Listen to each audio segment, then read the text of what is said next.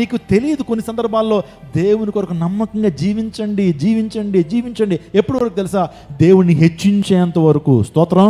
కంగారు పడిపోద్దు. 1 సంవత్సరం దేవుని వెంబడించాను, ఏం జరగలా, వెళ్ళిపోతానండి మరలా పాత జీవితానికి. నో, నేను ఒక 2 సంవత్సరాలు చక్కగా పరిచర్య చేస్తానండి.